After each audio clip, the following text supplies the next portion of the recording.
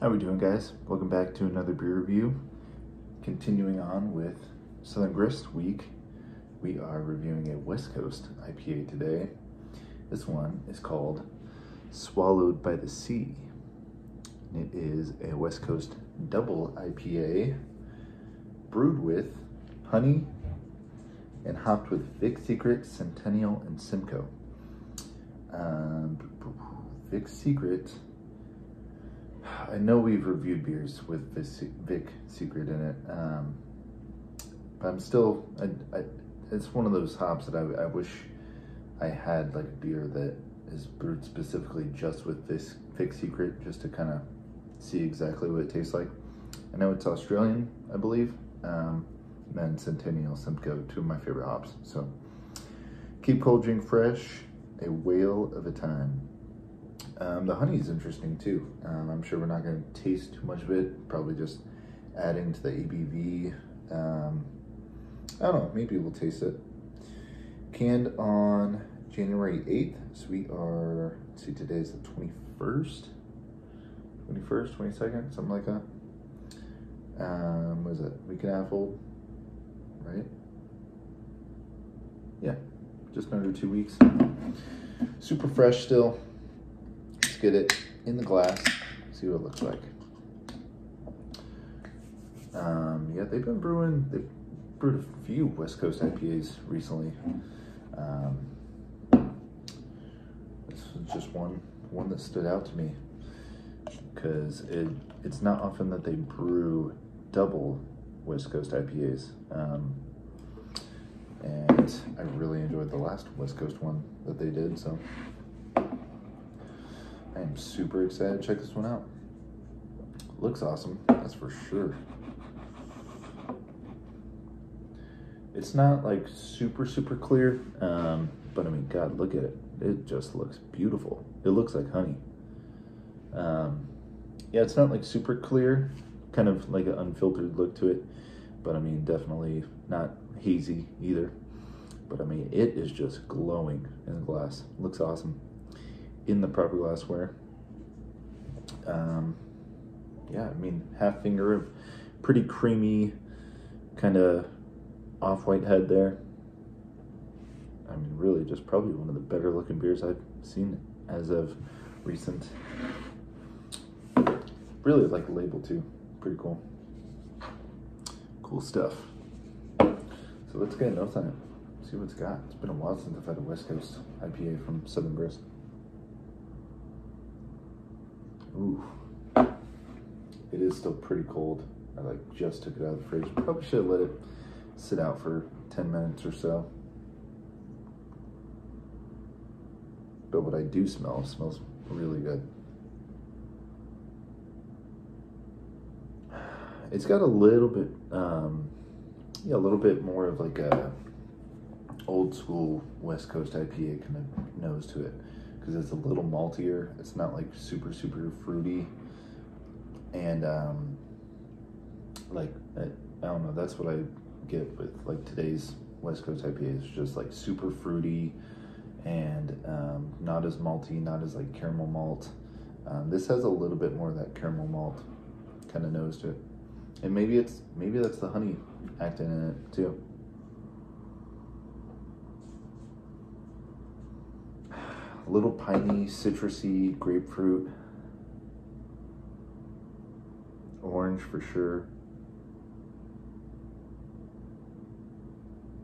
Yeah, I'd say it still has some of those notes that you get with a lot of West Coast IPAs, like nowadays, some of the new school ones, but it adds just a little bit of like a honey malt, like honey caramel, just a little bit more maltiness to it, which I think it mixes really well. It's not like super overwhelmingly malty and like super sweet, at least from the smell, and it's not like super like over fruity and hoppy.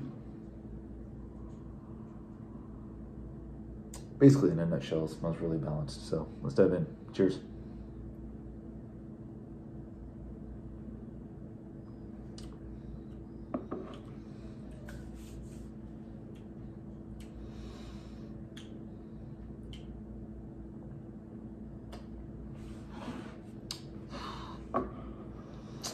again, man, I mean, same with the Hot Butcher collab. That was a double IPA too. These beers are just super drinkable for double IPAs.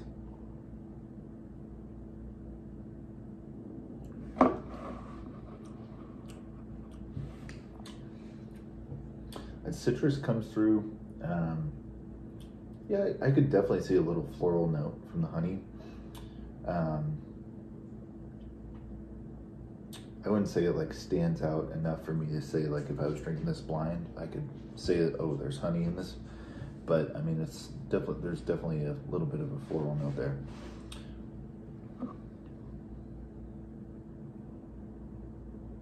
It's not as bitter as I was expecting. I was hoping for a little more bitterness.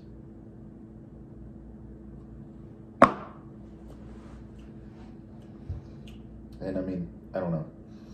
Sometimes I feel like I don't let it sit out long enough, and then the beer just completely changes, like when I turn off the camera.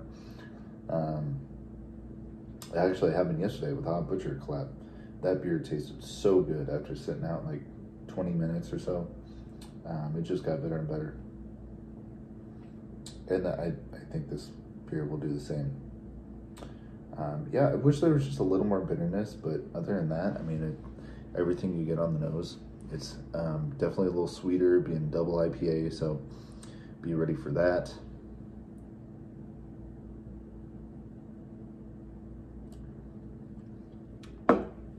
Nice carbonation to it.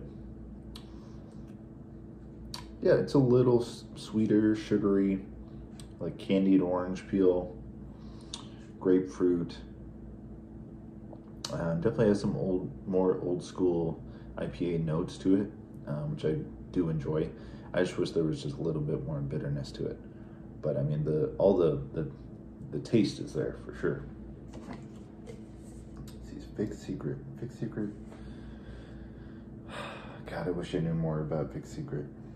Centennial, I love that hop. And then Simcoe, I don't get like a super big like cattiness to this one. Usually, if Simcoe's in the beer, I get a decent amount of that cattiness, but yeah, not here.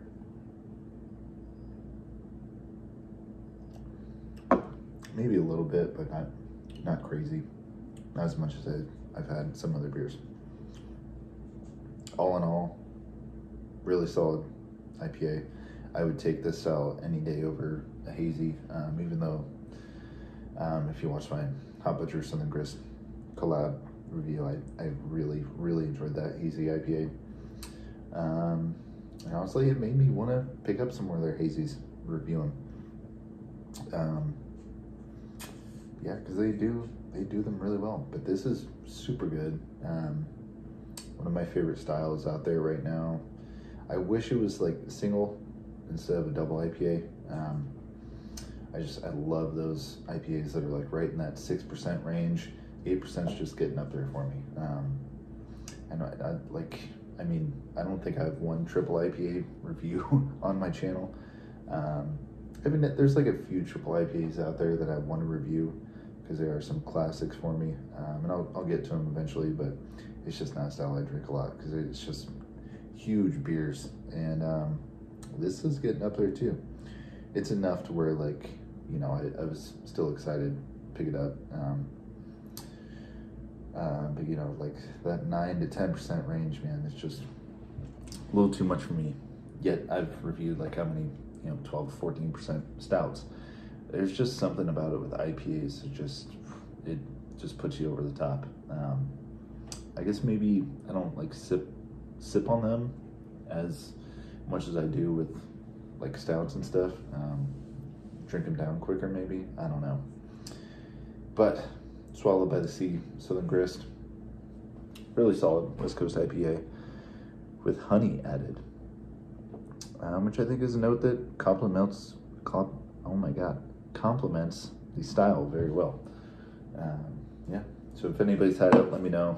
I know it's pretty fresh out there. But yeah, if you have any availability to Southern Grist, check this one out for sure. So that's it, guys. That's all I got. I'll catch you next time. Cheers.